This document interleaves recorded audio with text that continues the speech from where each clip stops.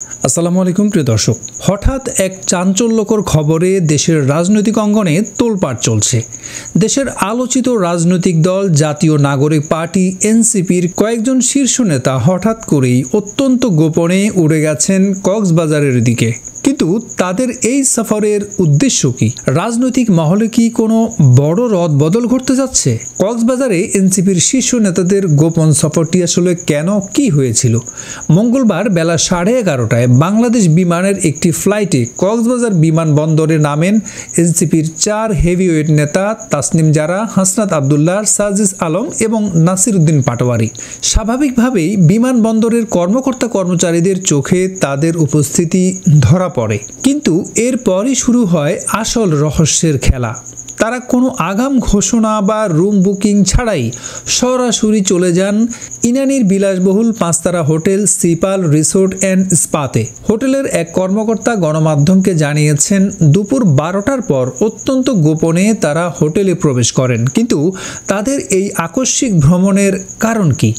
এর পেছনে কি কোনো বিশেষ উদ্দেশ্য লুকিয়ে আছে?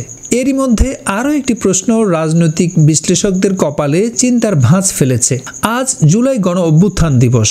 সরকার এবং পুরো জাতি দিবসটি যথাযোগ্য মর্যাদায় পালন করছে, অথচ যে 4 জন নেতা এই দিবসের গুরুত্বপূর্ণ কর্মসূচিতে সামনে থেকে নেতৃত্ব দেওয়ার কথা, তারা কিনা সবকিছু ছেড়ে ছুড়ে হঠাৎ অবকাশ যাপনে কক্সবাজারে। রাজনৈতিক পর্যবেক্ষকদের মতে এটি কোনো সাধারণ ছুটি হতে পারে না।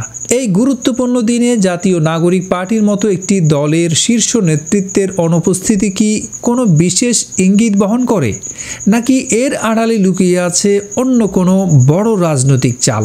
জনমনে এখন একটাই প্রশ্ন, আজ এই গুরুত্বপূর্ণ দিনে কেন তাদের কাছে অবকাশ যাপন অতীব গুরুত্বপূর্ণ হয়ে উঠল? একাধিক গোয়েন্দা সূত্র এবং নির্ভরযোগ্য তথ্যের ভিত্তিতে দাবি করা হচ্ছে, এই গোপন সফরের মূল উদ্দেশ্য ছিল সাবেক মার্কিন রাষ্ট্রদূত পিটার হাসের সাথে একটি জরুরি বৈঠক। এই খবর ছড়িয়ে পড়তেই সামাজিক যোগাযোগ মাধ্যমে শুরু হয়েছে তুমুল আলোচনা। কিন্তু পিটার হাস কি সত্যি বাংলাদেশে আছেন?